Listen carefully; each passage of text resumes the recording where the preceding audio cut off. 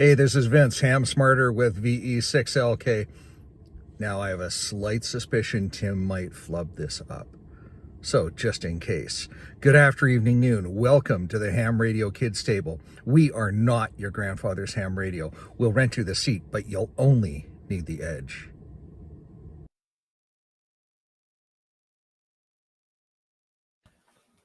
All righty, there we go. You're going to mess it up. I know you're going to mess it up.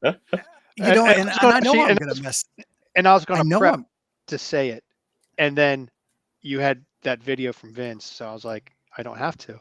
I knew I was going to mess it up, right? So I'm like, hey Vince, can you do me a favor and just make sure that I don't Goober it. Tim, if you haven't seen it, I mess it up every week, and Vince always comes in and bails me out. So, he's clutch. He's always got the kit ready to go. You know, yeah, he does. He doesn't need luck. He just has everything prepared, and then meets the opportunity. There you go. Well, hey everybody, welcome to the Ham Radio Kids Table. It's another Wednesday night, and we are here with Tim, November 7 Kilo Oscar Mike from N7KOM Mountaintop Portable Radio. Tim has probably for the last year now, I think I've stumbled across your videos, and Tim is another one of these outdoor adventurous, and I'm just going to, I don't know, I'm going to coin the term. I'm sure somebody already uses it, a SOTA operator. And you're primarily SOTA, but you also do parks if the opportunity arises, or yeah. But I think SOTA is actually, that is the correct term, because most of the time, 99.9% of the time, I am QRP. And out here on the West Coast, that means you're playing Parks on the Air on hard mode. And all my successful park activations, I've been chasing SOTA activators, and that's my secret. Well, there we go. So write that down, everybody. Make sure you get that in your.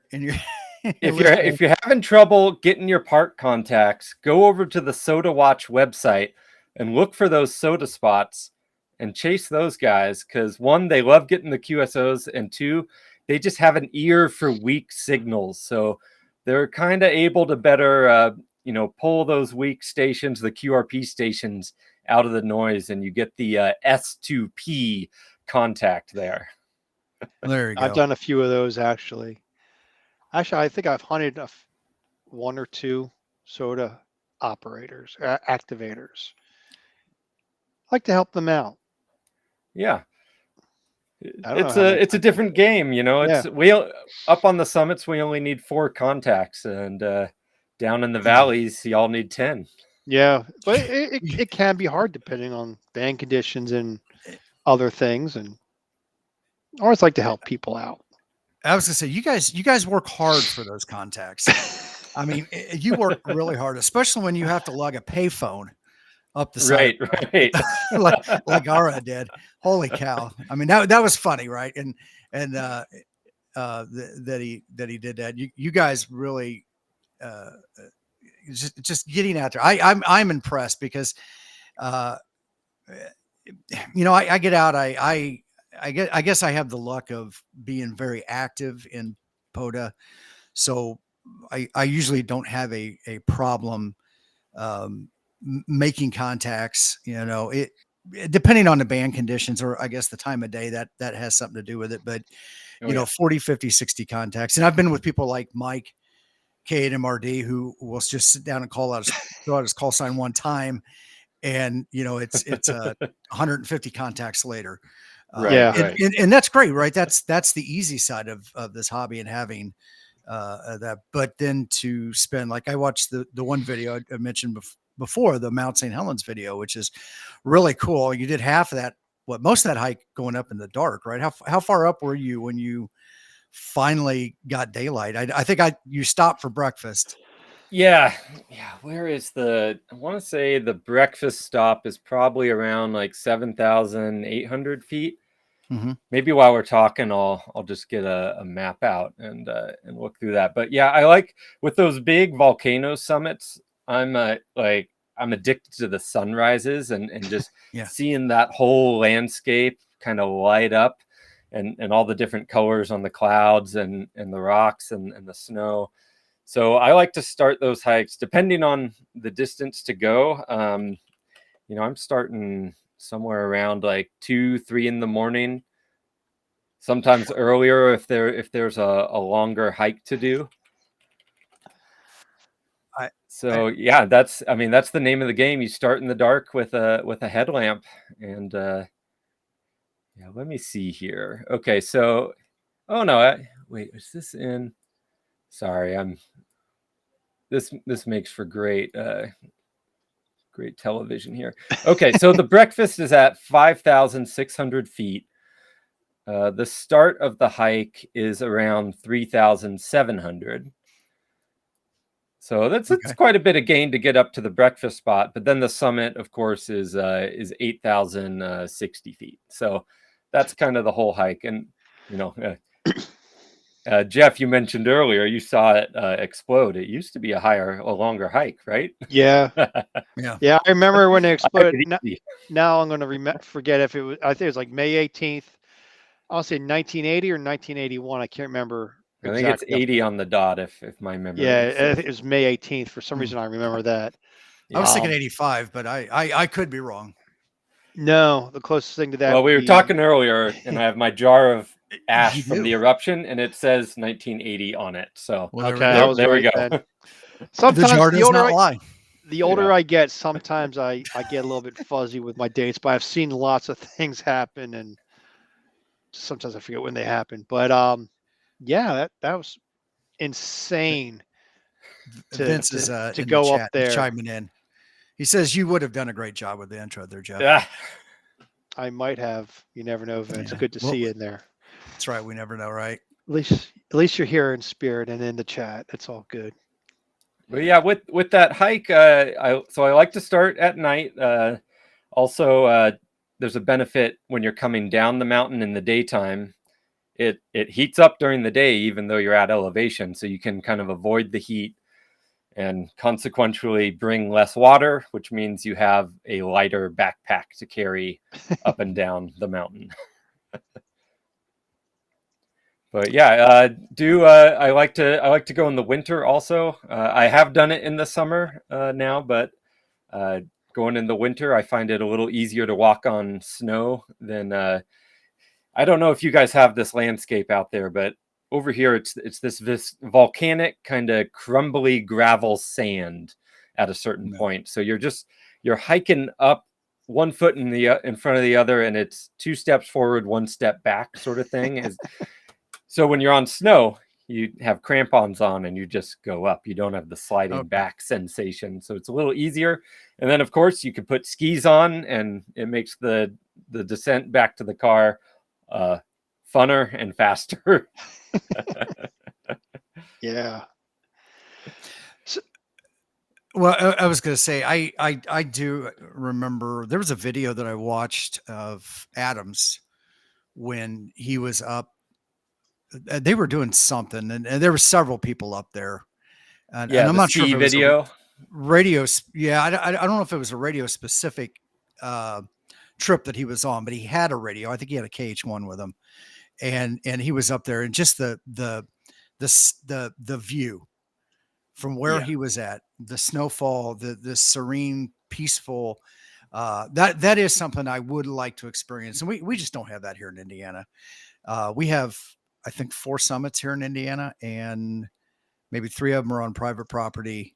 And I think the one that is available to the public is probably just right at the very minimum of what is considered a summit. Well, it's kind of up to the association that manages the area. I'm looking at the map now. Yeah, it looks like maybe they're, let's see. Oh yeah, they're kind of to the south there for you. But the association sets up the rules for it, and what constitutes a summit in the database generally is, I believe it's 250 feet of prominence above the surrounding land. Yep. So, when people are just starting out, they'll be like, "Hey, why isn't my neighborhood hillock a SOTA summit?" It's like, well, even though it looks prominent from your vantage point where you are, there's kind of rules to set it up in the database. So Yep. not everything qualifies as a SOTA summit. Yeah, Delaware does not have anything close. The closest thing is like 450 feet, and it's really not a mountain. It's more like just the highest elevation hill. So it's interesting. Where I live is where the glaciers stopped. Right. And so I've got the southern Indiana, northern Kentucky. I'm right at the northern tip of that. And so down in the valley, I'm at 580 feet above sea level. The ridge behind me, 1,100 feet. But it's a long ridge. It's not a summit of any sort. There's no, and I don't know if they would consider the entire ridge a summit or how that would. Well, usually, so yeah, how it kind of works is whatever the high point of the feature of prominence has, that's considered the summit. And then the area that you can activate is from that point down 80 feet. The reason for that rule is that on a lot of hikes that are popular, and we want to be respectful of other people's enjoyment of the area and the summit as well. So it gives a little bit of leeway to the radio operator to move off of like maybe a really popular spot down a little bit of ways from the crowds, and string up an antenna that's not going to be interfering with anyone. Now, on some peaks that's easier to do than others.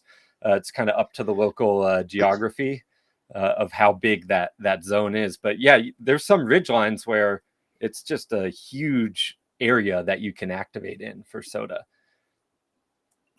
Comes down to the geography. There was, when I was in San Diego, we went to Point Loma. Okay. I don't know what, Cabrillo, whatever national park or whatever it is. And I believe that's a summit. That's like a parking lot summit. And we were out there for a conference. I had my radio gear, and we had been out doing some POTA stuff east of San Diego, out in San Diego County. So I had it, but there it was like that's a national cemetery. Everybody's there. It's looking at, there at down over the waterfront and everything. That was something I didn't want to string up an antenna or do that. I wasn't sure where I could do it outside of the parking lot. Right. I don't know how the Park Service is about poking holes in the ground or anything like that. So. Setting up a vertical with a big old spike or something. Yeah. Yeah. Well, I mean, you kind of touched around a point too, and we started off talking about like Mount St. Helens. It's a really big hike to get up there, but there's a lot of drive up summits as well. So the main rule is you just can't have your station attached to your vehicle in any way. So you can't be running off the battery power. You can't strap the mast to your hitch or anything like that. You just got to move your station away and operate portable. But yeah, there's plenty of summits that you can drive your car all the way up.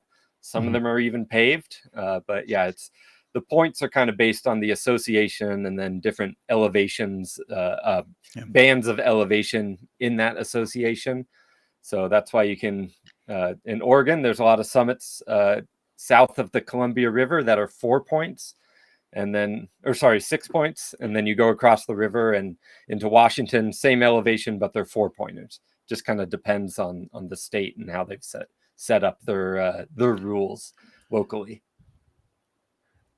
So are those associations state by state, or are those some regional, or does it kind of both vary depend on? Yeah, it varies. Out here, we have an association for Oregon. We have a separate one for Washington. California has their own. I believe Nevada and Idaho and Utah, Arizona have their own. Maybe it's a lot of the Western states have their own, and then once you go east, there's kind of more groupings together. but yeah, it's a way to manage the area. So there's someone in charge of that for SOTA. They're a representative, and they set up the rules for the area and kind of manage that. And they also will help put on events and stuff like that, meetups or summit to summit parties. We like to do, like, everyone will go out on the same weekend to an area and do a bunch of summits, and then we'll do summit to summit contacts and then meet at a campground or a restaurant, something like that, for a little party after. Oh, it sounds fun. Yeah, it's a blast, especially summertime. We had the we had the Oregon camp out this year. We had about 60 people participating. If anyone wants a sticker, send me an email. I got a bunch of extras. Yeah, let's some digging that thing there, Tim. Oh yeah. Way up. I don't know how the quality is coming through there, but yeah, we had about 60 operators over the weekend there, and we were down in kind of central southern Oregon around the Crater Lake National Park area, and yeah, it was an absolute blast. Everyone's just running up to different summits. Shenanigans is kind of the name of the game. Like, we were doing, I don't know if you guys do you have the Quansheng radios? No, Have you gotten into that? Yeah. Where's mine? Yeah, I got so one you- around here somewhere. with the CW or With the CW, yeah. Yes. So we were using those to do a lot of 2-meter CW. We did some 70-centimeter SSTV through those as well. Nice. You know, it's just nonsense, and we're just out there having a good time, having fun, meeting people on the trail, and talking about radio. And then in the evenings, we all meet up at the campground and congregate, and it's just a big party. You know, on a side note, Josh's video on him doing CW on the Quansheng. Have you seen that, Tim? Yeah, he just did one recently, right? Yeah. He did. And then, like, did a little bunch of people, 6 like, the comment section blew up. Yeah, he did a 6-second short and put it up on Facebook, and it Well, that's the warped problem. my yeah. Oh yeah, Yeah. you're right. It broke meta there for a little bit with all the comments. I was surprised, and so, and then, you know, obviously it gives great content for him to make another video on about all the, you know, the comments and everything, which was interesting in itself. Yeah, real quick. and so with the Quansheng, you install a custom firmware on it, and there's another depending which version of firmware you do, you can do a mod on the inside where you solder a jumper wire in, and then it lets you do 2-meter CW. Yeah, I watched his I guess his after action report video, or whatever you want to call it, him going through all the comments and what he did and everything.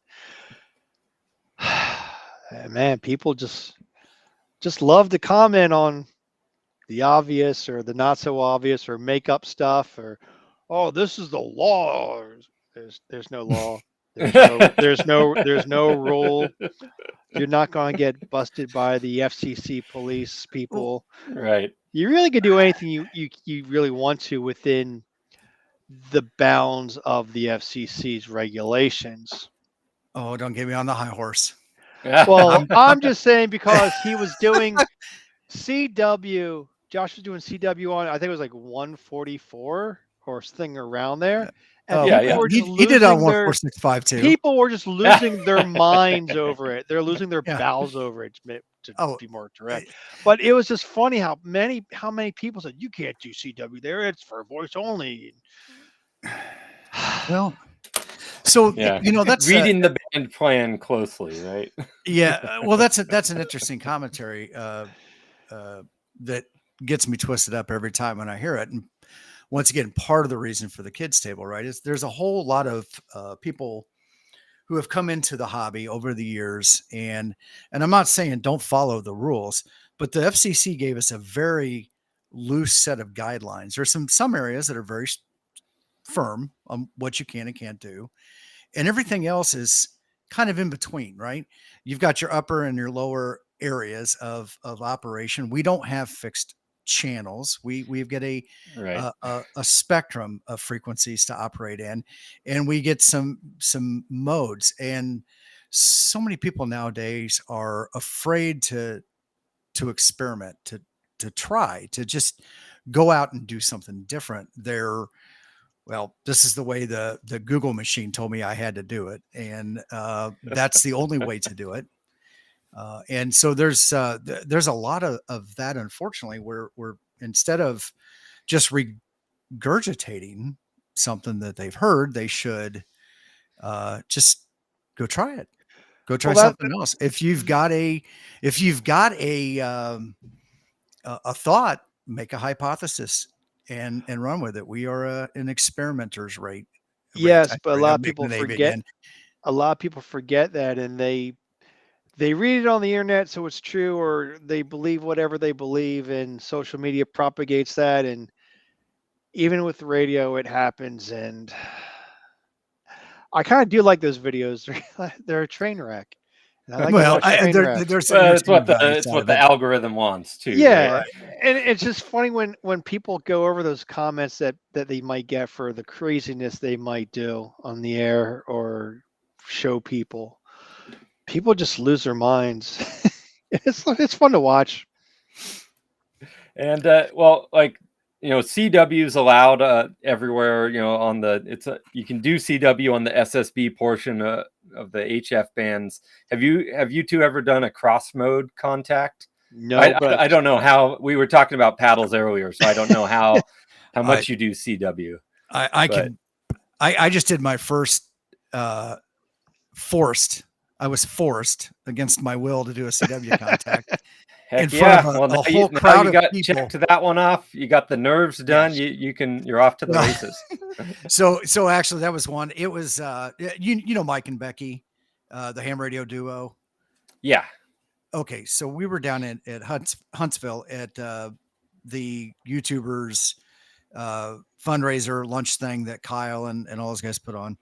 And Becky's like, I'm going to start making people do CW.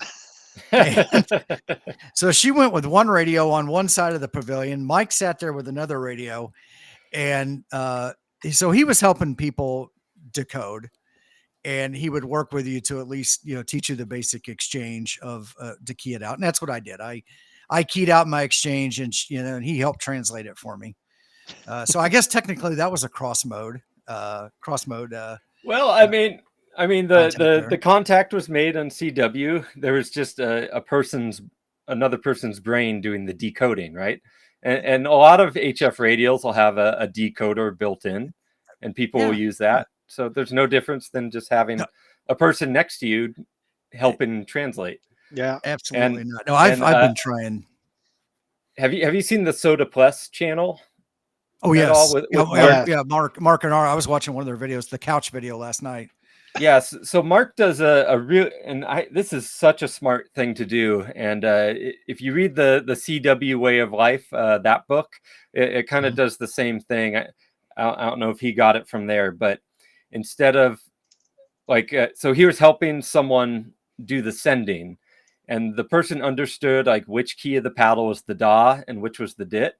And so rather than being all right, now you're going to send an N, a 7, a K, etc., he was doing he was vocalizing the Morse. So da dit, and the person would send da dit, da da dit dit dit, da da dit dit dit, and it allowed the person without knowing Morse to send Morse code. And I thought it was just a really brilliant way to help someone get their first contacts, and that is very cool. Kind of see what that part of the hobby could be. Now, CW has been one of my goals. I said I'm going to learn CW, but I said after I get my extra, and that I did end of January. So I've kind of been procrastinating with doing the CW, but I do plan on doing it. I think it's very cool, and I see the people with those cool paddles and keys. I'm like, oh, they're going. It's like another thing to buy. Like I have to have this HT, this HT, this HF radio, this HF radio. Now I gotta have that key, that paddle, that paddle. Well, this one's in green, so I gotta get that one. So I'm like, yeah, I could get into this. It's called N+1. Yep. Yeah, exactly. N plus N. Well, it's N plus N plus one. Right, right. Plus one, plus yes. one, plus one, plus So, one. it's funny. Now, I showed you that TP2 that I bought. And to be honest, this thing is, it's a work of art. It's, and Really that's nice. part of the reason I bought it. I was hoping to know CW by now. And I thought that, I kind of thought about, it's got a nice heavy plate to sit on the desk and weight it down. I've tried learning CW. I have bilateral hearing loss. And so it's hard for me to, I was doing it during COVID. I started with CW Academy or CW Ops. Yeah, that's what I did. And I liked it, and I liked the idea that we would get together as a group and we would do that. The problem that I had was with 6 or 7 people in the group, everybody brought a different key with them. Everybody brought a different way to generate tone. It was a nightmare, wasn't it? Exactly. And I think this was before Zoom and WebEx. Those guys were putting in the filters to do the true sound. So it was shutting things down. So, one guy would have a practice key. I couldn't hear his side tone, or it was all jumbled to me. And that made it really hard. And I walked away from it. And, I had a similar experience. That beginner class was definitely rough, just with everyone not having their sound calibrated correctly for their keyer. I was actually using, because I didn't want to spend a lot of money. I didn't know if it was going to take. And that's fair, and that's an absolute fair. So I got the V-band module, which I think at the time was like $20 shipped. Mm-hmm. So it's a little USB chip, so you can plug a paddle into that, and it'll go to the V-band website, and it'll decode Morse code for you. The V-band website it's kind of like a Morse code chat room. Right. And you could do it like on your keyboard as a straight key, or I think 2 keys as sort of paddles, or you can plug in a paddle using this module that you can build or buy. So I got a super cheap paddle, like $25 off of eBay. I was doing the CW Ops lessons on my laptop, and I had the V-band window pulled up in like a practice room. So when it was my turn, I would have to like switch over to that window, and then through the laptop speakers back through the laptop microphone. And I'm sure my sound was atrocious for that, but some people were able to copy me. So James Hannibal, that needs to be a t-shirt in some form. I mean, it almost would have been better probably in those early classes doing the spoken Morse code.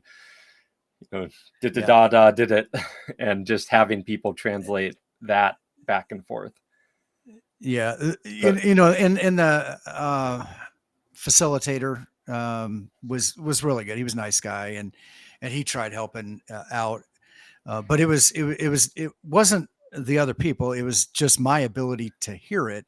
No, it's tough. Their tone, whatever their side tone was, they were comfortable with. It was me that was having a hard time of deciphering it. Listening and being able to do my own was different. But I stepped away. I was watching actually a live stream with Kyle when he was doing the CW roundtable, and he had Howard and a couple others from the Long Island CW club on there. Yeah, I remember that.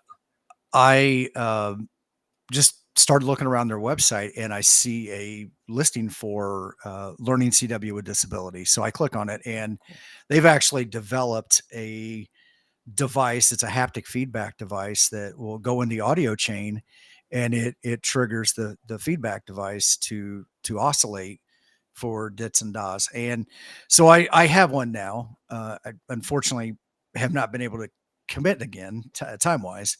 But that is on my list of things to do. Actually, I'm working to design a smaller version of that device.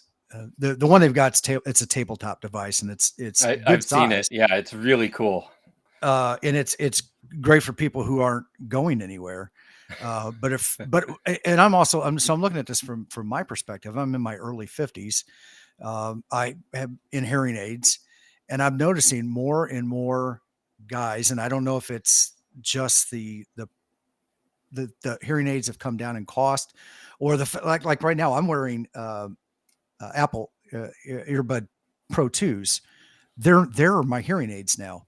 My audio profile from my Phonax, they've been able to load into here, and I can use these as hearing. They're FDA approved hearing aids now. So, but I'm seeing more and more people wear them, and like I said, I don't know if it's the cost have come down, or I don't know if it was the number of people who had served in the military over 20 years of a conflict, that they're wearing hearing aids earlier. Created a market for it too. Right. But the point of where I was going with that is that there's younger and younger people doing it. I think, we see more and more people wanting to get out, to go hike, to do these things in amateur radio. And I'm like, how can we miniaturize this? How can we make it into tech that's using, modern, ESP32 controllers or something smaller than that, and have a way of having this so it's more like, something the size of a tube of lipstick or a tube of chapstick or something that you can plug into, and it vibrates, and it's all in your hand while you're sitting, on the side of Mount St. Helens. Absolutely. And I see a comment in the chat at, if the bone conduction headphones would kind of be the same as haptic. And that's a thought I've had. I don't know if anyone in their high school or middle school science class did a thing where it was like a tiny little motor, like, the miniature fan motors that those little toys. So it was like a motor from one of those with a dowel attached to it. And then we would slip, because there was everyone in the class getting to experience this, to make it more sanitary, slip a straw over the dowel, and then you would bite down on the dowel, and you could listen to music through. And I think then it was still, triggering sound waves going to the inner ear.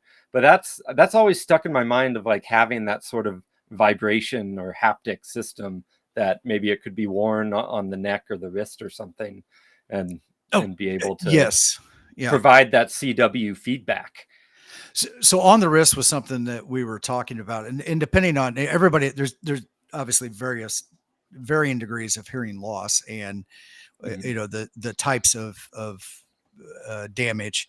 So bone conductive may or may not be right. Other than conductive or being able to take the haptic response no differently if you were holding it in your hand, or if it was just sitting on your lap, or if it was like the big one that they have, it's like a table sitting unit, on your desk. Put your hand on it, right? Yes, you set your hand on it, but it will resonate your desk or oscillate. It'll make your desk do something. It'll obviously, depending on what type of a desk you have, it could do that. And it has, you have the ability to adjust the pass band in there, so you can open it up wider, shrink it down. Oh, wow! So it has just like you could with the audio, right? Filters built in. Wow. Yes, and then you can adjust the intensity of the response, and you can also adjust the frequency, so how low or high that is within the range of your haptic device. Okay, so I mean, almost the same as setting your tone on your radio. Yes, That's very cool. Something else that it also does, the particular one that the Long Island CW Club has, is it has an output, so it's also generating pure tone. So you can plug in an external speaker to that, and then you don't have to listen to all the atmospheric noise with the CW. You can just turn that volume down, and you're just getting the pure tone coming out of the backside of, because it has to generate the tone to trigger the haptic device. And so you're just getting that pure tone in a clean speaker with no noise. So that's another aid. Plus you also get lights too. So if you're, you also get the visual. So it's essentially a trimodal effect, which is kind of cool. That's really cool. Yeah, I'm all about making this hobby more accessible for everyone. So I'm glad there's people working on that sort of stuff. Absolutely. So Vince here a little bit ago had posted some stuff about a website or a YouTube channel, which we talked about, but also an Etsy site. Yes, he has an why Etsy don't we actually talk a little bit about Tim? How long has Tim been interested in amateur radio? Sorry, I was derailing us into the weeds to start. It was probably my fault. It was probably my fault. I messed up the intro and everything. Yeah. So like a lot of younger hams, got into it during the pandemic when we had a lot of time to study for that sort of thing. We were talking about hiking up volcanoes and stuff. I was doing a lot of stuff in the backcountry, and then during the pandemic, a lot of stuff solo, and got the idea that having a radio that receives the weather channels, like the NOAA weather forecasts, might be useful to have. And then after I got that, I kind of thought, okay, maybe I should learn how to use this. So took studied up with Ham Study, got my tech license, played around with the bow thing, checked into a couple local nets. Didn't really think it was my thing. I was like, all right, well, this will be good to have in my earthquake emergency kit. And then so one of my latest short videos, I was just down in Arizona Monday and yesterday, and I went out with Charlie NJ7V, who he took me out to a local summit near the Phoenix area, and it was just kind of, we just did a drive up activation, but it was really special to me to meet up with him, because he is actually the reason that I stuck with the ham radio hobby. I was just looking on like qrz.com, and there was a thing with a sunrise that with the title, I earn SOTA points while you sleep, or something like that. And SOTA, what's that? And there's this video of this guy Charlie hiking up a mountain and then playing radio at the top. And I was like, oh my God, I'm already hiking up mountains. I can bring my radio and do something when I'm up there. And at the time I was cycling a lot, so I biked up a summit in the Portland metro area, and then got a summit to summit contact with someone way down the Willamette Valley, and I was hooked after that. So did mostly FM to start, because I was doing I just had my tech license, and then as I started to go farther outside the Portland metro area to get these other summits, I discovered that it can be quite challenging to get those 4 contacts on FM, and realized I got to get my general and start getting on HF. But yeah, so big thank you to Charlie, because he got me to stick with radio, whether he knew it or not.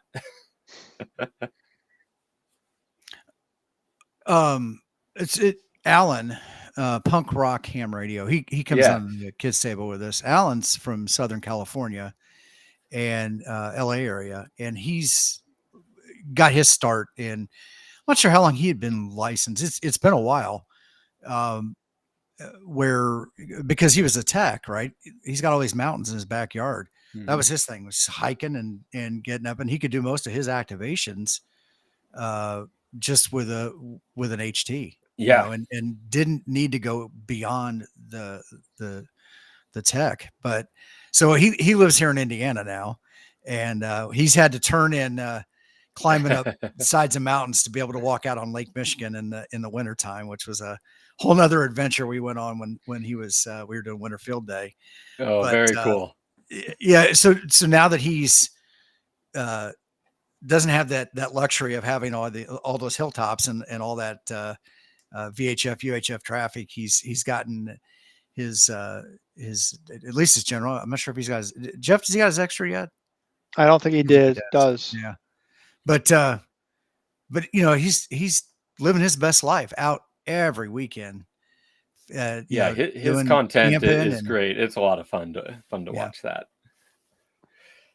And I mean, so got my general, and you know, I'd been seeing these videos from people like Adam using the low power radios, and I was like, that looks really fun. I'll get a QRP radio. So I got a QRP radio that does SSB, and I discovered, like, oh wow, this is actually really challenging to do SSB at 5 watts. And so at that point, I bit the bullet. I was like, I gotta learn Morse code, and I did it with CW Ops with their like basic or beginner course. I'm not sure how they tier the course levels now, but I did that program all the way through their intermediate. And I will say, Tim, that once you get out of the basic one, everyone tends to have their computer audio settings dialed in. Yeah. So it's a little bit less of an SS, let's just say, to hear other people's audio coming through. But did that, and I found having the cohort of people around was really what I needed to make the Morse code stick, because I didn't want to fall too far behind my classmates. So I really made sure I was studying every day in between our classes. But yeah, there's a lot of good resources now. Just this week I've been traveling for work, so I brought the CW Way of Life. It's a popular book about Morse code. Came out maybe last year, but look that book up. I think it has some great techniques. I really wish it had been around when I was just starting to learn Morse code, because there's a lot of really cool history in it, and then really good exercises as well. And we were talking earlier before the stream, and I showed this off. So I learned on paddles. That's how I got into it. And I've been wanting to learn straight key. And so I got a great deal on a used Navy flameproof that was kind of beat up. And I didn't like the look of just the black that was all beat up. So I gave it a cool 80s Jackson Pollock paint job. And now I'm teaching myself straight key. So Vince, I don't know if you're still in the chat, but thanks for the QSO. That was on the Jackson Pollock flameproof. Nice. Today. Unfortunately, he left a little while ago. But I yeah, so I've been teaching myself straight key, and using that book. So CW Way of Life, Chris Ruthowski? Rutkowski. Okay. Oh, there you go. You got the link in the. Yep. Got the link. Yeah, I asked my first I asked my local library if they could get it, and it still wasn't there a year later. And then I asked the local bookstore if they could get it, and I guess it's not on like the distribution list, so you got to buy it through Amazon. I know not everyone likes supporting that, but kind of broke down and bought it finally, and it's a great book. So highly encourage getting that, whether you're a Morse code veteran or someone just getting started. So is it an instructional book, or is it kind of a tips and tricks, or a little bit of both, or a little bit of both, and his history too? This is written by someone who learned Morse code at a very young age, and their father was a World War II Morse code operator. So really kind of learned it probably the right way, or at least from someone who was, I would say, is an extreme expert. And there's just a lot of history in the book about not just the technology of how telegraph was developed, but also kind of the lingo and history behind the lingo as well. it's well researched. He's got a bunch of citations in the back of the book as well. And then he goes into what he thinks is kind of the best way to learn Morse code, and a lot of really good exercises to get up to proficiency. And doing like the spoken Morse code is one of the things he really recommends. And at least for me, whenever I look at someone who's typed out Morse code in dots and dashes, it's impossible for me to read it. Like I have to like sound out every single letter. And what he's done is he's kind of broken that notation down into das and dits as little d's and capital D's, and he's made it really readable, so you can kind of look at that and sound things out vocally, which is a great way to learn. I'm finding. I mean, I was on the plane kind of just like da da da, like hoping there's enough background noise on the airplane just to kind of do some of these exercises, and I was just with my hand like tapping out on my thigh the Morse code, and like trying to have like the really good rhythm to it. You might make it just a little bit louder. You never know who around you right. know it. Yeah. You might get a response back. Hear a few rows back, reply back to you. Yeah, that's right. Then you could have a whole conversation on the airplane. No one will understand it. Maybe the pilots might, but yeah, the pilots maybe. I don't know. Yeah, James says he got a copy a few days ago from Amazon, and he's already started it. So, my son, it's not too thick, like you. And I found I was like, oh wow, I'm almost through this thing. Yeah, my soon-to-be 13-year-old son was walking by one day, and I was playing CW, and I'm just listening to it and everything, and he just kind of like he walked by and he stopped and he kind of stuck his head in the room. And so I explained to him what it was, and he's got a thing for patterns, numbers, and stuff like that. And he kind of expressed an interest for about 30 seconds. And I'm like, which is, a long time for a kid that's almost 13. I mentioned to him, like, if you're interested, I need a study partner. And no, I guess, dad's not cool. And I understand that. Right. Yeah. But I'm like, if you and your friends learned this now in school, you guys could communicate and the teachers wouldn't know. Yeah. I thought I could tap your pen on your desk, Yep.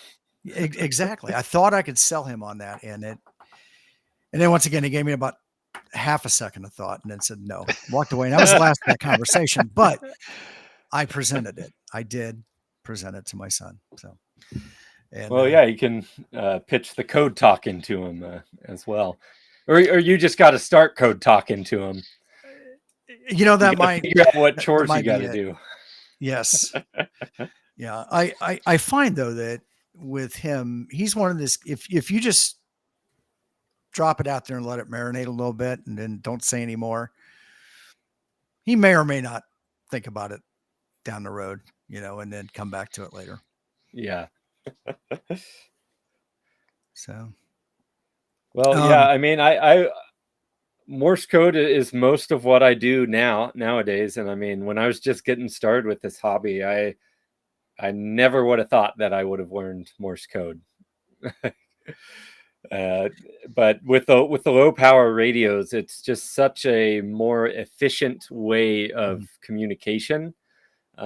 Just in terms of way the power of the signal travels versus compared to a voice mode. It really for low power radios, the lightweight SOTA stuff, it's the way to go. Yeah, a lot of people mention that as like, oh, it's like very power efficient with the signal to noise and all that stuff. And I'm like, yeah, I mean, it makes sense. But then you get the people that go, well, you don't get any QRM when you do CW. I'm like, of course you do. There's always an Alpha Hotel somewhere that has to key up on you just to be an Alpha Hotel. And if he knows CW, he knows you. Yeah. He knows you're there and you're calling CQ or having a QSO with someone. Of course, why not? Beep, beep, beep, beep, beep, beep, beep, beep, beep, beep. Yeah, you do get that occasionally. Yeah, I think they just really mean you don't get that kind of behavior that much than being an SSB and Sure. doing the POTA activation or stuff like that. But yeah, I mean, and it's so much fun to get a pile up in Morse Yep. code, and there'll be a ton of people who will be zero beating you, which is they're tuned to the exact frequency that you're on. The pros will kind of know to QSY just a little bit off of that, and then when everyone is sending at the same time, everyone who's dot on, it just all blurs together. You can't hear anything. But the people that are off frequency a little bit, just being off, it changes the sound of that tone, and you can Yep. pick them out. And so it's just a blast when you're getting hit by like 5 or more stations at once, and you can pull out 1 or 2 letters, and then kind of from there be able to piece together a single caller. It's And pretty then much the same work way. through And everyone. yeah, it's pretty much similar to me with doing SSB. If I'm at the bottom of a pileup and I hear people calling, I'll just hear like the first or second person if they're loud enough, and then it just sounds like a big glob of noise, and then I might hear someone at the end with their call sign. Yeah. So the first person stuck in my head because that's the way my brain works, and I heard them, so I'll be like the Kilo 3 station, and then at the end I'll say like, okay, the station ending in like Alpha Zulu, please wait. But yeah, my ears I have hearing damage too because I was a crazy musician in the 80s and 90s, so no hearing protection, all that stuff. So I do have some hearing damage, but that's how I hear right now. Is I could hear everything or I hear like nothing, and that could be in a conversation or someone behind me, and I'm trying to watch that, or it's just weird. But yeah, CW, I'm sure it's like the same for me too. Yeah, and I don't know, because you guys are POTA guys. Do you prioritize other park stations? It depends. Again, go ahead, Tim. Yeah, I was gonna say it kind of depends. I'm more of a civility first kind of guy. There's some out there that are, and there's stop raiders that can be kind of rude, and so if I hear them, I'll take them, but I move contacts pretty quick. I'm doing 2 and 3 contacts a minute. Yeah. With there, so not a whole lot of weight. I will tend to prioritize weak stations over loud stations, though, which in a lot of cases it tends to be park to parks. Right. I do a lot that's good form in my opinion. But yeah, there's some that'll be like park to park, park to park, park to park. I'm like, moving on. Oh, I'm not a park to park. I never said that. It's like, yes, you did. Yes, you did. I got the video to prove it now. Yeah, Jeff. Well, does. so at least in summits on the air, we love getting contacts with other people on summits. Yeah. So we tend to prioritize those also because we don't know what environmental conditions they might be in. They might be getting rained on, or it's 40-mile-an-hour winds, and they got to get their contacts. So there's really kind of a community effort to prioritize summit to summit. So if I get a whole pile up of just calls I can't hear, or maybe there's like one really powerful caller, and then at the end of that string I hear an S2S for summit to summit, I go for the S2S first. Yeah. That makes sense. Yeah. I don't say I prioritize park to parks, but like I said earlier, just what I hear. So if the first thing I hear is not the park to park, and then I hear park to park like right after them, I'll probably call the first station and say park to park 1 minute. But I'm also the kind of person that, like my last activation on Sunday, I saw people spotted that I wanted to make contact with. They were activating, so I'm like, I got them, then I got them, and then I just kind of went with the whole thing, and it felt nice because for me, I know I'm helping them out get their activation done. Yeah. Either if they're just started getting on the air that day, or maybe they're done, they have 100 contacts, 50 contacts, whatever, but I'm helping them get the park activated one way or the other. And again, it's like just what I hear, what first sticks in my brain first sometimes. Yeah, the secret technique to get to break a pileup as another activator on a summit. So the pileup goes, and then right when it's about to end, you send that S2S. Yeah. Did it? Did it da da da? Did it? And then the other activator will pick that right up and send it back, and you can get that contact and beat the pileup. Yep. So out of curiosity, so you set your side tone. You're hearing whatever tone you want to hear, wherever that is. Yeah. Do you prefer when somebody's offsetting a little bit to go high or to go low of your side tone? I think I think I hear high a little bit better. A little better. Okay. And I have a little bit of hearing damage as well because I went to too many punk and metal concerts in my youth. It happens. It happens, yep. And now we pay for it yep. a bit. So for my ears, I tend to hear high a little bit better. Yeah. Which I think Vince did a video on this. That means that the sending station tunes a little bit lower off frequency, if I'm remembering that right. Now I'm trying to remember because I remember I watched that. I think I watched that video, and it's like a few weeks back. I think. I believe it is a little bit lower. Yeah. So they sound lower to you, but you'll come across higher to them. But you come across as higher to them. I might have been known to do that once or twice when I'm trying to break a pile up to get in a little bit higher. Yeah, I know a couple SOTA chasers that on their radios they use the ZIT or RIT. I'm going to be mixing those up, but they have it preset. So they'll tune to the activator's frequency and it'll automatically be just 10 hertz up or 30 hertz up or something like that. Mm-hmm. When they send, when they call that activator.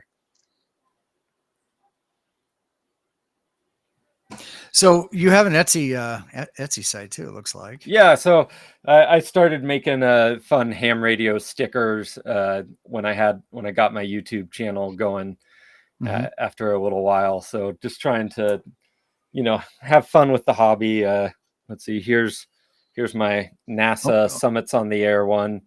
Let me embiggen. There we go. There you go. That's pretty cool. And then the one I really like right now, it's actually a easy read portable ops ham band plan chart. So it's a little sticker. It's colorblind friendly, and I've kind of streamlined the information on it to make it just like a really quick reference that you can look at, see where on the band you're allowed to be or need to be to make a contact. And it's just 10 through 40 meters, which is all I do for portable ops.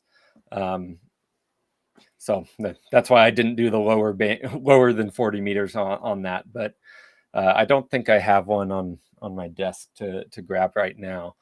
But that would be the one I would plug for this. No, were you making some other like antenna things there for a while, or? Yeah, still do. Yeah, so I have some I call them microlight trap kits. So they're for anyone who doesn't know what a trap is, it's a small LC circuit. So it's an inductor and a capacitor in parallel, and you tune the inductor to resonate at a particular frequency. And when it's at that, it'll hide any antenna that is behind it. So typically, a lot of QRP radios will be 20 meter, 30 meter, and 40 meter. So if you have a radio with those three bands and you're using, say, an end-fed half wave, you'll build your wire for 20, whatever resonance on 20, and then you'll tune a trap for 20 meters and you'll attach it there. And then you'll you'll solder on to the other end of the trap more wire and go to whatever resonant for 30 meters. and then solder on a trap that's tuned for 30. And so each trap, whichever band you're on, it'll hide the wire behind that trap. So it's a really fascinating circuit. But it's a way to make a multi-band antenna, a resonant antenna. So it's and now, which is interesting. So on an end-fed half wave, 30 meters is not a resonant frequency, right? 10. Well, it is No. if you build the resonance for that. Okay.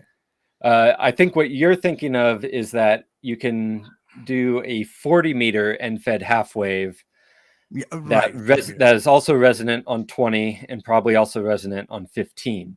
15 and 10. And put a link. Yeah, 15 and 10. And then put a link for 30 meters in that. Right. So this is a way of creating a link.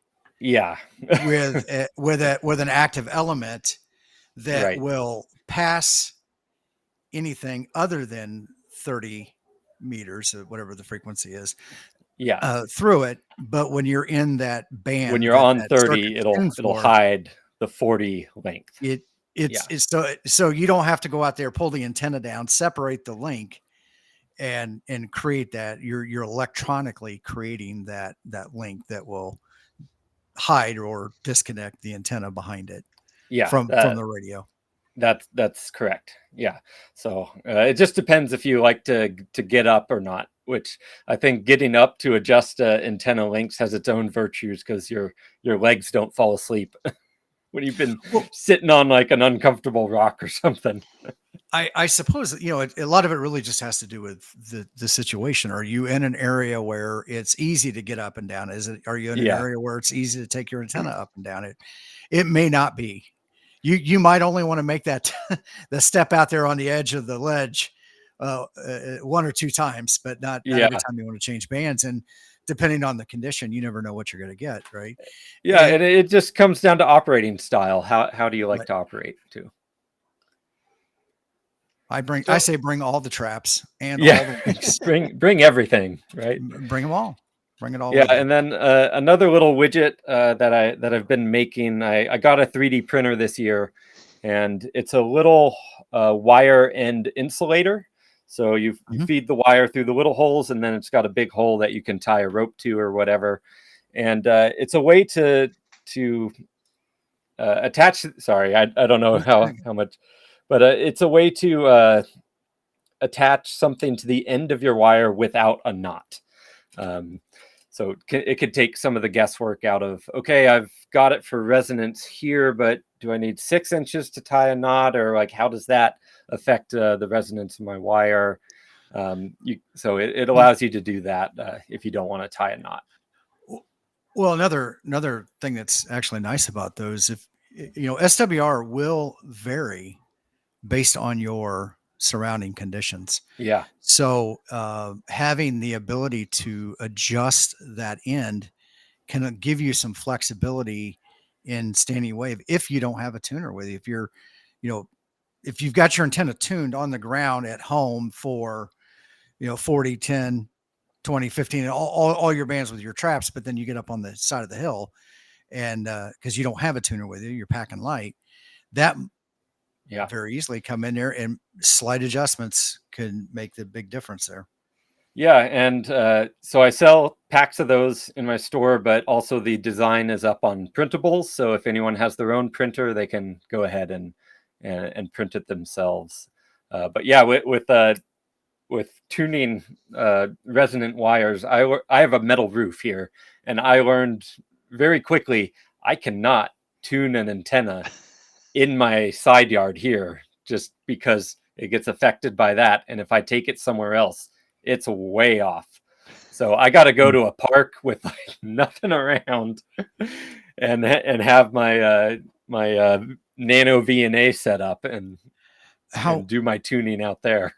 How far off is it, out of curiosity? I mean, is it considerably off or just slightly off? Like what? Like, did I even tune this thing? Like, what the heck? Like, well, was it tuned when you were at home at least?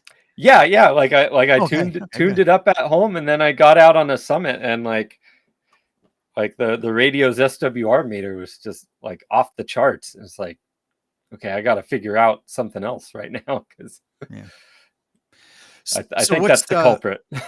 What's well, first of all, what is your favorite style of antenna for backpacking and exploring? Yeah, so a few different radios that I take out. My main horse that I do is the KX2, L-Craft KX2, with a 9-to-1 random wire antenna with a 41-foot radiating element, 17-foot counterpoise. And that'll tune 10 through 80. And the 41-foot wire is it's short. It's quite a bit shorter than your regular 40-meter end-fed half wave. So if I want, I can do like an inverted V setup with a pretty small footprint, which can be really useful on some certain summits that just don't have a lot of area to operate in. So that's my main horse. That's what I use most of the time. For travel, I also have an MTR 3B, so that's 20, 30, 40, and I use a trapped end-fed half wave with that.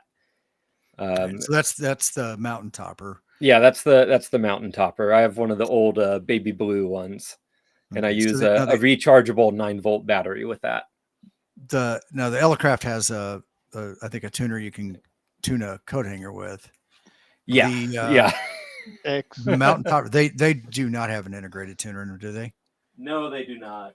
They do not. Okay, so with that one, you're dependent a little bit more on a resonant antenna, or do you bring a small tuner with you? I depend on a resonant antenna, and this is my whole radio kit. So wow.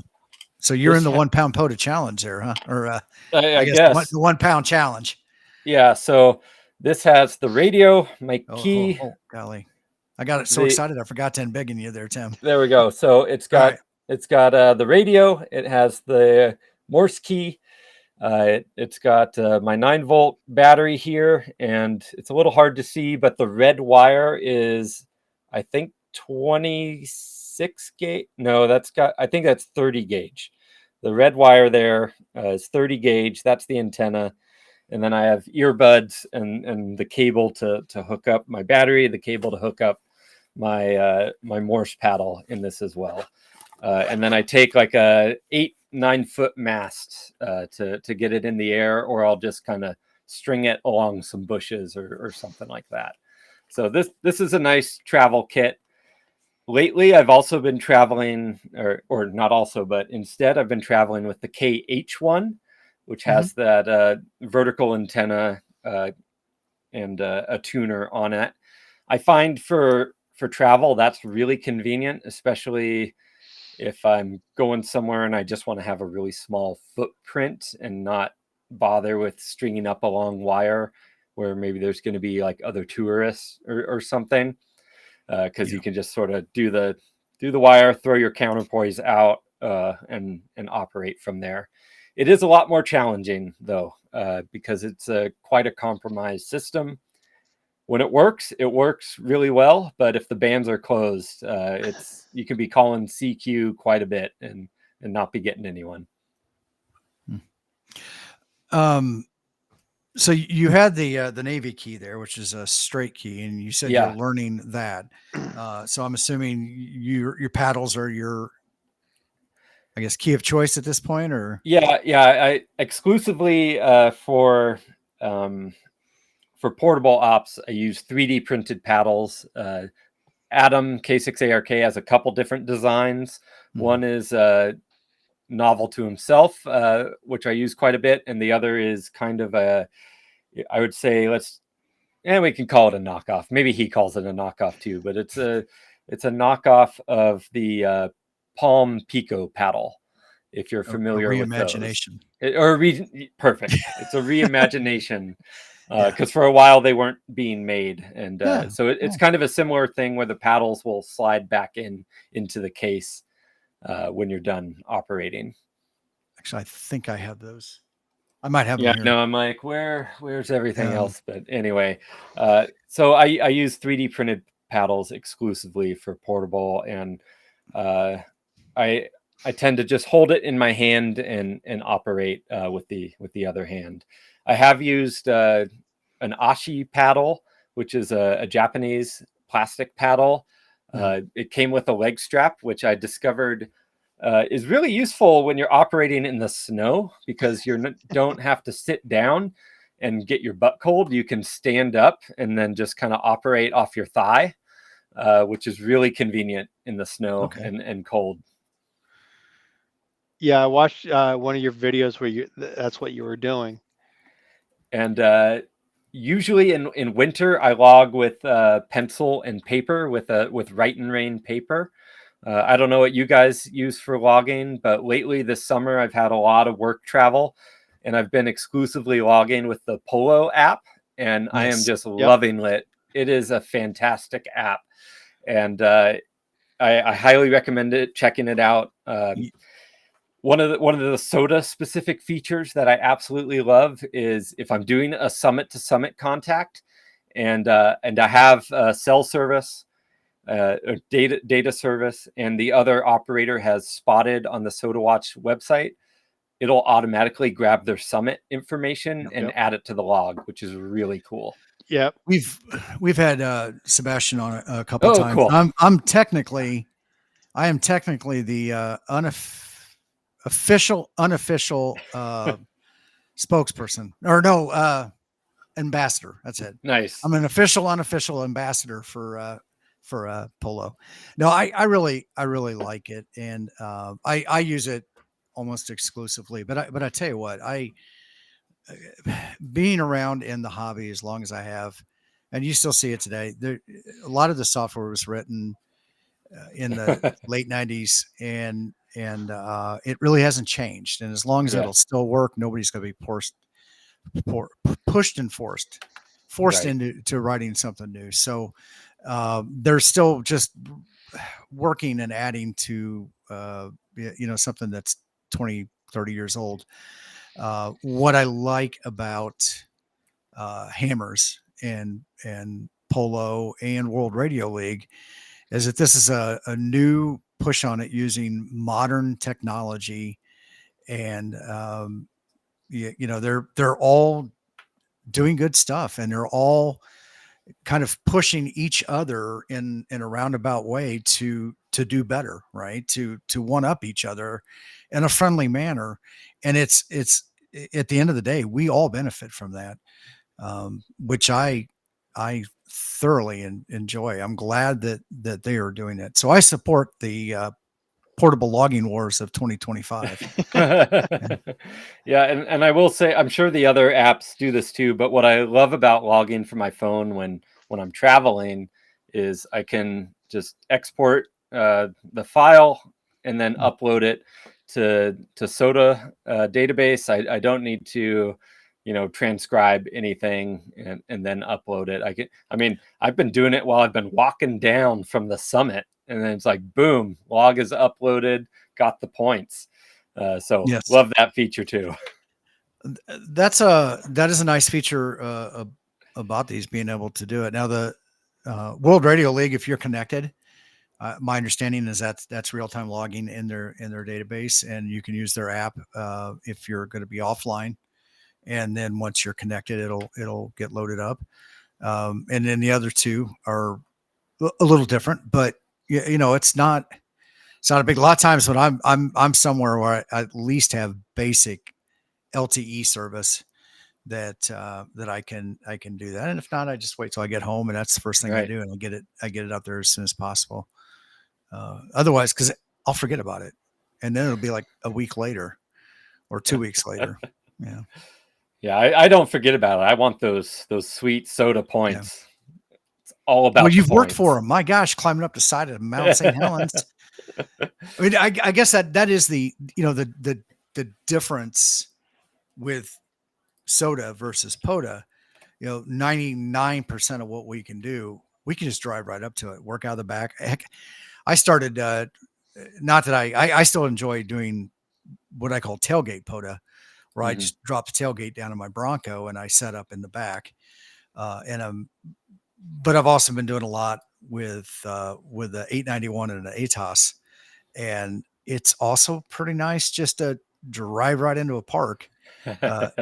Traffic is jammed up on 465 in Indianapolis. Hey, guess what? I can peel off, go to a park, make some contacts while I wait for the traffic to die down. And I've done that a couple times. And that's nice too. But you guys, you have to work for those points, man.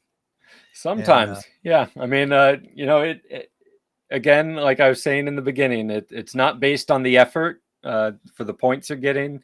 It just depends on the elevation for how your association is banded. It can be, there's 10-point drive ups out there in the world. And then there's 1-point drive ups, and there's 1-point hikes that are 12 miles round trip. And there's, 10-point mountain, like actual mountain climbs where there's consequences if something goes wrong. I think I remember Josh mentioning that where he went on a SOTA. It might've been with Adam down around San Diego. And it was a long hike like that. I was like 10, 12, I don't know, 15 miles. And it was a 1-point, and he was a little salty about that. Yeah. There's some people that joke like miles per point or some sort of a metric. Mm-hmm. Yeah. And the database, we have a lot of different badges for different things. So kind of like unofficial awards as well. The big one is getting 1,000 summits on the air points. That gets you your mountain goat. But we have a lot of unofficial stuff. Like if you activate a summit that has the identifier. So we have association, and then the region in the association, and then the numbered summit. So 001 or whatever the number is. If you activate a 007 summit, you get a special Lazenby award, because he only that Bond actor was only for one movie. And if you do two, it's I think it's Dalton. Yeah. And so there's other fun stuff in there too. You get extra fun badges. So I do like how they're making it fun, right? And it does draw other people in to the hobby who may not have otherwise been interested in it, because they're not necessarily interested in radio or electronics, but the activity and giving them excuses to go out and hike or just get outdoors and do something right different is it's a great motivator too. So yeah, I'm and very supportive. Whether it's SOTA or POTA, it's just a fun game, and it's a way to use your radio and have activity on the bands too. Yep. When I was first starting out, I didn't have a home station, couldn't really set one up because we had an HOA. So portable was how I got on the radio. And where I live now, I'm able to have a home station, and it's a IC 7300. So I actually have it hooked up to an always on PC, and it's a remote station. And I've made it available for a club, not a club that I'm in, called Cascadia Radio.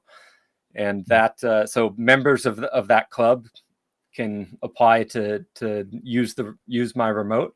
And it's a way for people who don't have an opportunity to have a home station get on the air as well. And I've seen a number of technicians, like I'll be here working, they'll see it pop on and go over to 10 meters, and people will be having fun on 10 meters. Oh, cool.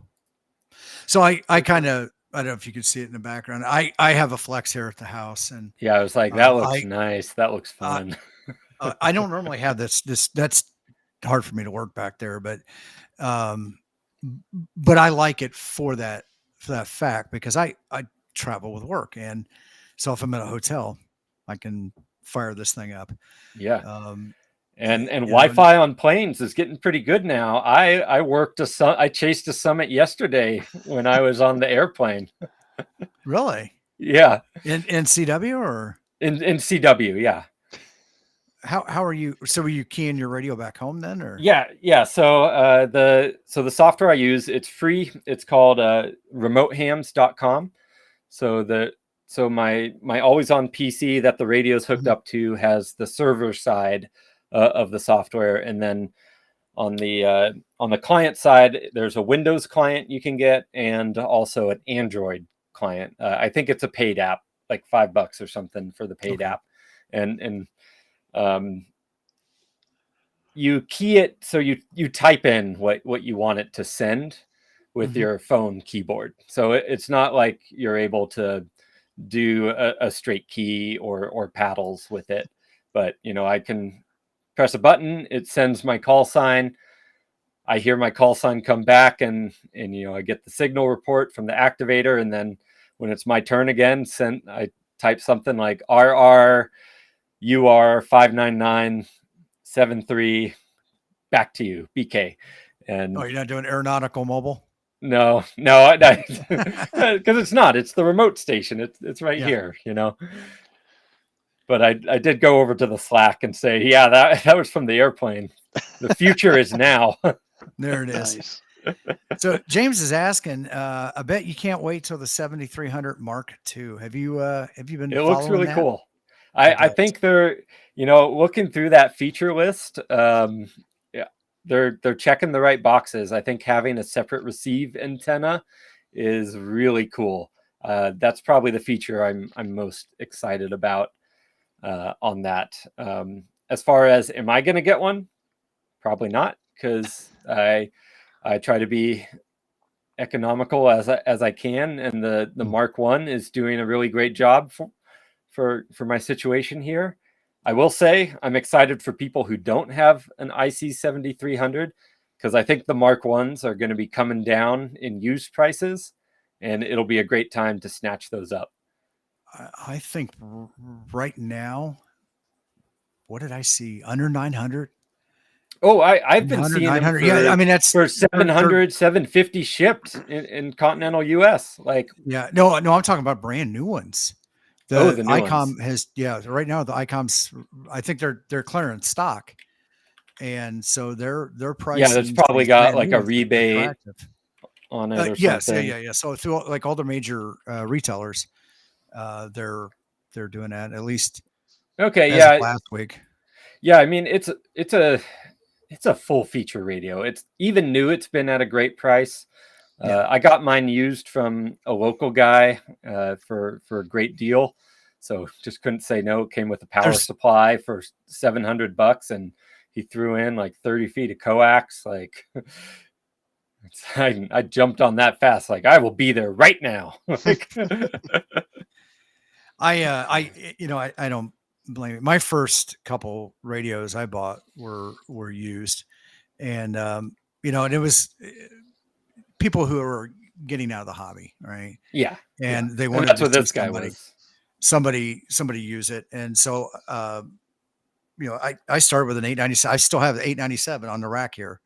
857 Mhm. also was my first kind of like mobile setup, and up until 2 years ago, that's what I used on my POTA activations. Yeah, those are Um, great.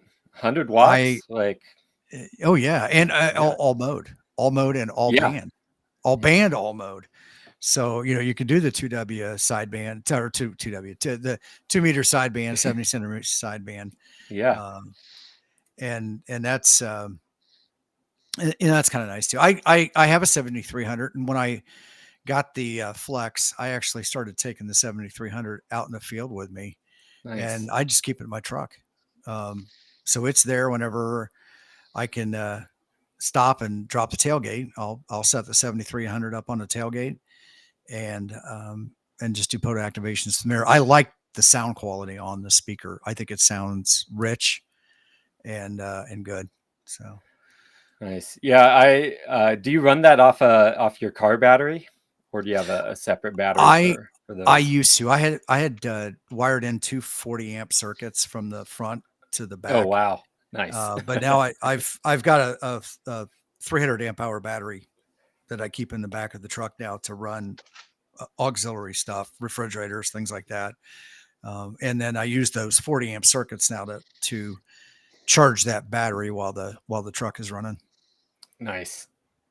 Yeah, I mean just with the amount of filtering and features that it has, the fact that it's got a sound card in it, so it's just a USB cable to plug it into a PC is just fantastic. I really don't know why more radios don't have a sound card and USB at this point. I was really hoping when Yaesu was coming out with those new 2 meter and 70 centimeter mobile rigs, I was so bummed they didn't have a USB, because I really want to get a cat control 2 meter remote station set up here.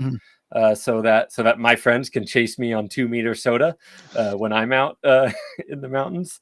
And they didn't have that. It's just like, come on, guys, it's 2025. What are we doing? One of those 857s or 897s.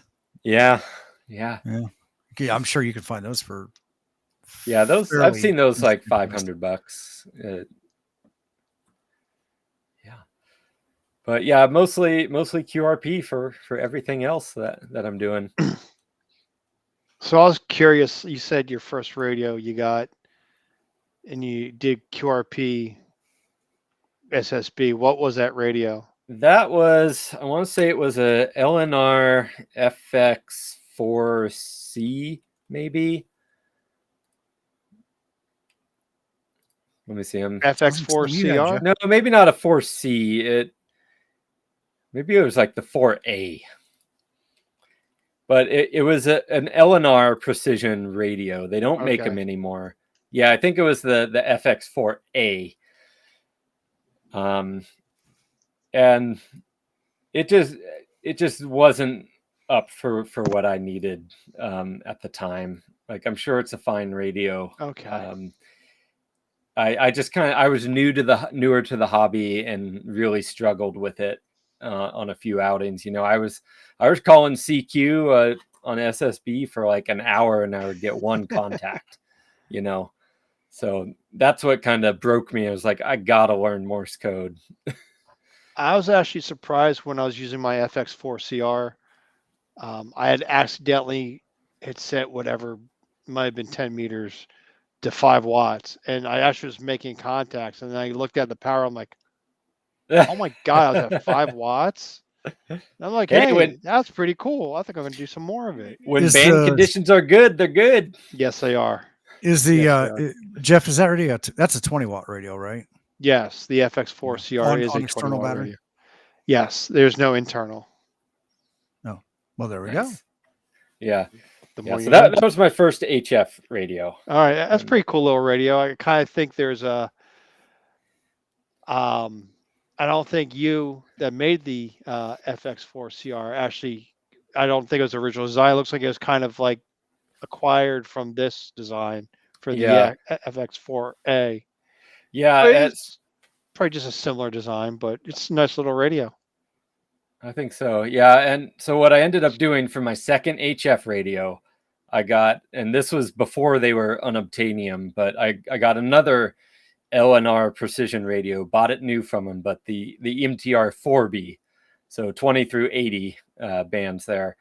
And it's a CW only radio. So I spent the money on this thing. I was going to learn CW. That's how I was going to get on the air for HF. And that worked. Yeah, I've seen some of those radios in person. They're pretty nice little radios. Yeah, it's got the hot rod red color. Mine is a matte finish, which I really like. I think the more recent finishes, they switched to a gloss, which I prefer the matte one just for whatever reason. I don't know, but they just sound good. The MTR radios just sound so good. Yeah, I can't get one until I know CW. Or if you get rid of all your other radios and just get that one. Well, my other radios, I could do both CW and SSB.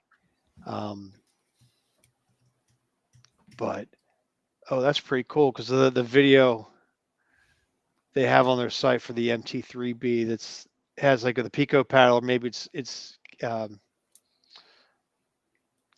oh God, K6AR Adams. I can't remember his name for a second. Getting old. It's in the horizontal position, and the paddles are vertical, so that's pretty. Oh yeah, so it's like attached to the side. Yeah. Kind of. Yeah. And yeah, that radio is small because it's like Yeah. the same width or length as the paddle itself. So that's Right. Yeah, it's like a deck of cards. Yep. Adam has an MTR 2B, which is a much older design. It's 20 and 40, and he took it out of the metal package and designed and 3D printed. I mean, the thing is, he's got videos on it. You can find it, but Yeah. you'll lose it in your pocket. It's that small, and he designed a special capacitive touch circuit, and then on the side of that little box, it's got 2 acorn nuts. So that's the DAW and the DIT, or Nice. these 2 nuts on the side. And so it's like an all-contained thing. Well, I plus, think I saw plus that. the wire and the 9-volt battery, but Yeah. it's a really cool small kit. And you run yours off a 9-volt battery, right? Yeah, a rechargeable 9-volt. So you're only putting out 2-3 watts with that, Yeah. but it's enough. Yeah. When you're up high, it's enough. POTA's a little harder. Can be. Trees getting away. The leaves. Yeah. That's pretty Yeah, cool. I've gotten into buying a rash of small portable radios like that too. Like I got the True SDX Nice. just to play around, and I do mostly digital with that. I've been trying to get out and do some hiking this past year, although I got tied up with work a lot. So with that, I want to make sure that I'm not hauling around the 7,300 in a backpack. Right. But, Well, training weight, right? Training weight. Yeah.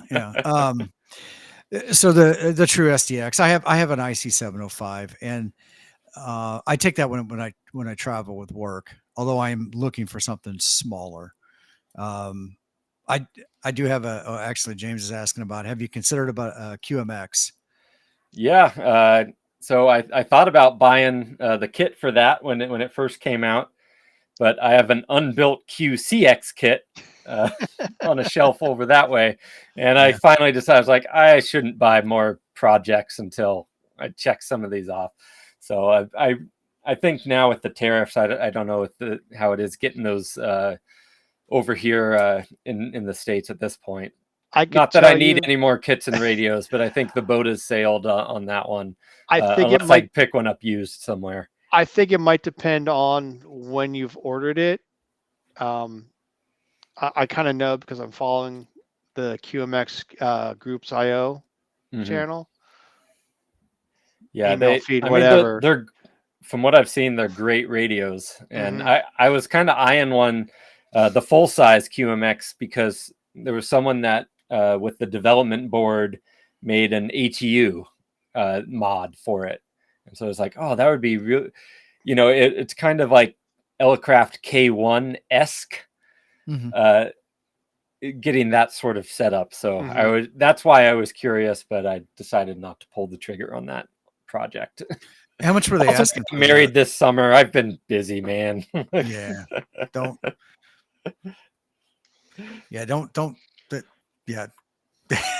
don't get in trouble at home. Yeah. Buying radios and stuff like that. Although it is better to ask for forgiveness than it is permission. Right. Yeah. Yeah. QMX looks good. My other travel radio, which is a VHF radio, is the VX3R from Yaesu. So it's a tiny little radio, and I mean it fits in the palm of your hand. Yep. And it's a nice little lightweight VHF HT, and it runs off those old point and shoot camera batteries. So those are just super lightweight, makes it really easy to bring a couple of those with you as well. And I mean, I'll do SOTA if it's around with it, but I'll also just like see what the local repeaters are and see if I can check into any local nets while I'm traveling. Cool. I really haven't done that. Before when I would, before COVID, I would go to Vegas a lot for conferences, and I would sit in the hotel room or something with my Belfang that I would take with me. And there was tons of activity there. And some of those multi-state repeater networks that you could tie into, I think Papa System or the Wind System or something like that.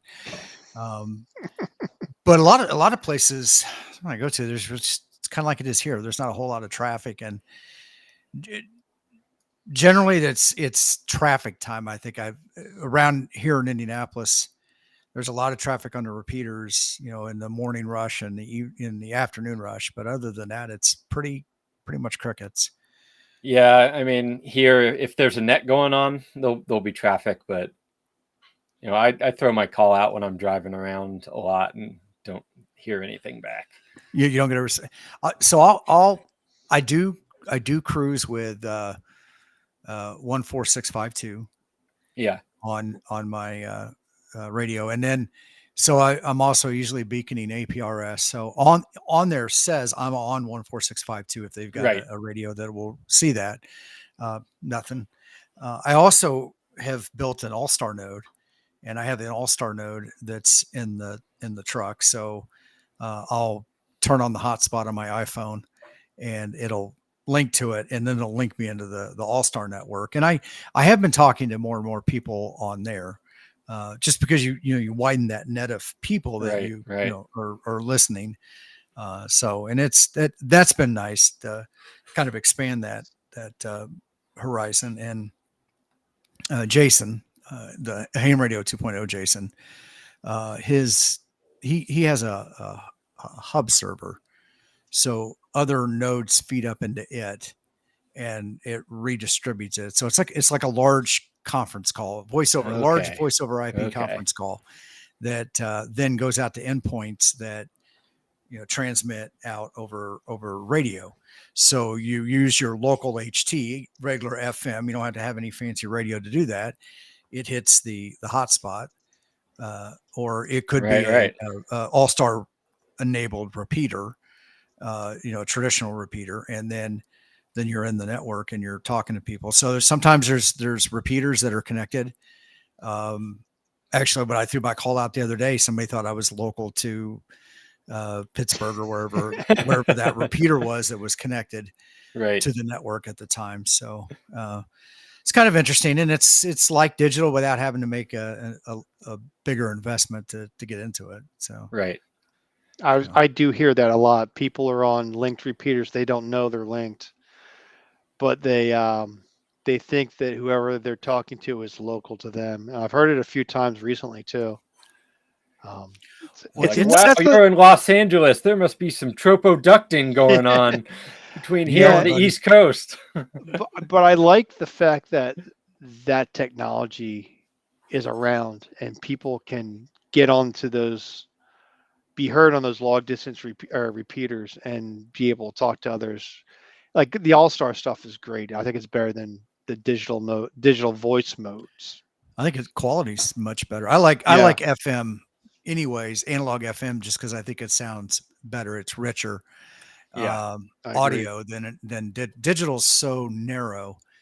And it to me doesn't sound good. And it probably sounds worse to me because of the hearing loss. So I enjoyed the analog FM, and the voice over IP quality is good. And I've yet to hear somebody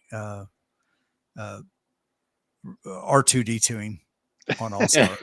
So unlike you get with D-Star and some of the others. See, I would love a linked 2-meter CW repeater system. Well, let's do it. That would be a lot of fun.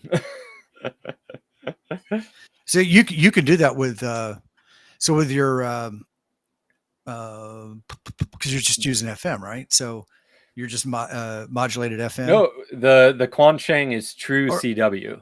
Oh, it's true CW. Okay. Yeah. Well, that true might be continuous wave.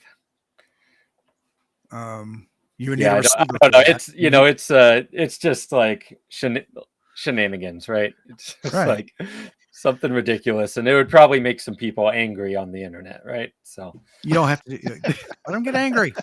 This is a kids table, man. We're all about making the old people angry. We like to do things a little differently. Yeah, exactly.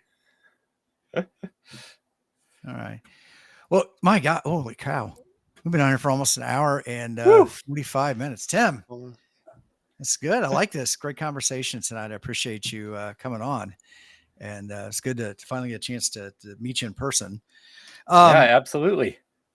Any stuff coming up on your YouTube channel? Anything that you want to promote? Yeah, the only thing got coming up is the painting of the of the Jackson Pollock Navy flameproof. So just a fun little video of me spray painting it. That should be coming out. Hopefully I can get to it and get it done by the end of this week here. So look out for that. And I encourage everyone to paint their Morse keys and have some fun with it too. Everything's black and gray. Let's have some fun. Exactly. Well, I don't know if you've thought about this, but are you going to be taking orders for custom? I mean, listen, after painting this, it was so much dang fun. I immediately got on all the used websites and I was like, I got to find more of these and get them. But so it's in consideration if I can get some more. I don't know quite what the price point would be for that. But yeah, it's something that is on my mind. Cool. And I don't know if you guys are cyclists or anything, but there's a spray paint company called Spray.Bike, and they have a lot of really fun paint designs and colorways. So that was kind of what I took inspiration from. There you go. Cool. I was going to say, I don't think very many people knew about Van Gogh while he was alive, but man, after he passed on, his paintings got very, very, very famous. Right. Yeah. Yeah. I don't know what the resale value is on 80 years from now. 80 years from now, Tim, it's unique. He might show up at a ham fest, and you never know. It could be I hope so. The craze. I should do like an inscription on the bottom or something. I would. This is an N7KOM original. That's right. Definitely. Yeah, I would hide something underneath the plate, so they have to take it apart to see it, find it, make it an Easter egg. Right, there you go. Awesome. Yeah, I guess as we're wrapping up here, the only other thing I would plug would be Cascadia Radio. That Discord. It's focused in the Pacific Northwest, but it's a welcoming ham club that's not a club. So even someone who doesn't have their ticket can join, and we have resources there for studying and getting started with ham radio. So that would be my final plug of the evening. Check that out. And I'll drop their website in the chat there. That's the one. Yeah. There we go. Awesome. Thank you, Jeff. Yep. Jeff, what do you got coming up? Hopefully I'll be able to finish my video from Sunday if work allows me to. It's been a little bit crazy with work the past 2 weeks. We've had someone leave on early maternity leave, so that kind of left us high and dry because we weren't prepared for this to happen. So we're struggling with work trying to get that person's stuff done. I think next Wednesday we're doing something special here, Tim. Doing the 2,000 subscriber giveaway for my channel. I believe if we work it out right, it'll stream on my channel, but we'll figure it out, and you'll see the information on YouTube. Congratulations! Thank you. Long time coming. It was a long time coming trying to get to that point, but got some other things in the works. So I gotta get all this stuff together.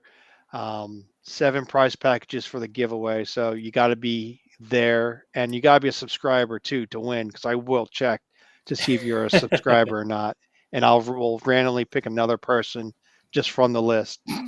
Maybe we'll see. But you got to be a subscriber. I will check. Hey, don't put too many rules in there. No, it won't be too many. We'll make it easy. But Tim, what are you up to? I don't know.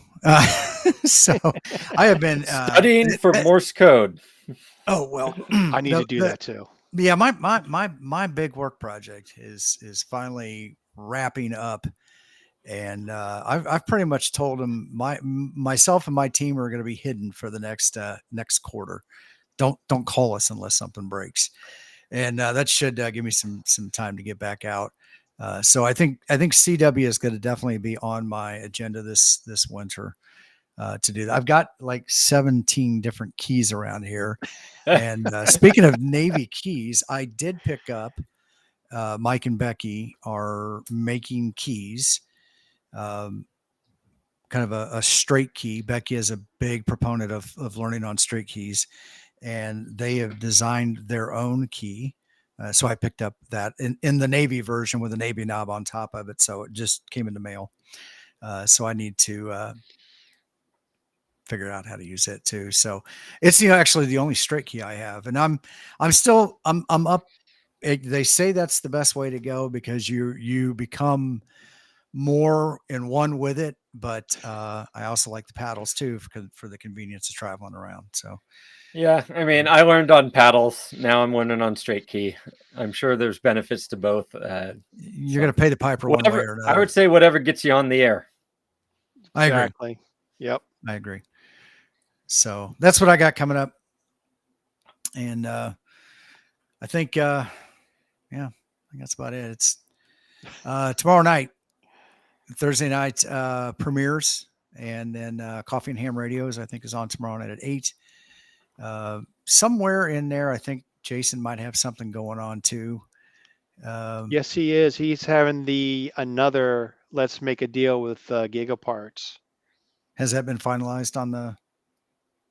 Yes, they wanted. I saw a video today. He said they wanted to do one early than the one that was planned out for October. So, okay. So be on the lookout for that if you're looking for things. Get that credit card ready. That deal with Gigaparts is pretty cool. That Tim, are you familiar with that? Let's Make a Deal with Gigaparts. So no, I don't think so. Lots of fun. They've done it a few times on Jason's channel, but what they do is they have you submit a bid, find something on their website, submit an offer, and they will either accept it or counter offer, and you can get some good deals. Wow. And it's retail sales, right? So there's markup and everything, and some things there's a lot of markup, and they have more room to so you can get some good deals there. They want to move product, right? They will do it, and if you think about this into September, it might have something to do with kind of a report that comes out, and they need to show some good inventory removing. So they might be motivated. So that's a good thing. I think I've actually bought several things from them on the Let's Make a Deal thing, and have gotten a good deal on it. So. Yeah, I think it's always fun to attend. Just watching the stream, it's fun. Mm-hmm. And then you just keep going through the list, and you might have missed something. It's like, ooh, I want that. Ooh, that's a good price.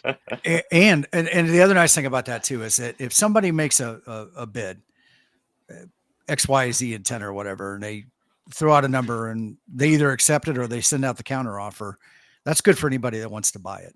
It's not just between that one person and Gigapart. So once they announce that modified price, it's available on their website. Wow. And you can purchase for that. Now that's generally those prices go back to normal at the after the end of the stream. Yep. Yeah. So while the stream is going on, you can buy anything that they pop up there, and they hopefully get a good deal. And I will say this: they did have a slight technical difficulty the last time, and they extended those prices for a couple hours after the stream was over, or for a period of time. Yeah. So well, maybe there'll be some IC 7300s flying off shelves. You never know. I mean, they have put some radios, HF radios, some VHF, UHF radios up there for really darn good prices. Yep. All right. Well, So with that, thank you both for having me on. This was a blast, and yeah, say hi to Vince for me. We will. We definitely will. All right, Yeah, and sounds good. thanks to everyone Everybody- in the chat too. That was a lot of fun. Yes, thank you. So we get an opportunity to see each other again on the air. Well, Yes, whatever. I'll Have be a great adding night. I'll be adding you to my ham alert. So hope to QSO soon. All right, sounds good. Have a great evening, everybody. And 73. 7-3, ham smarter.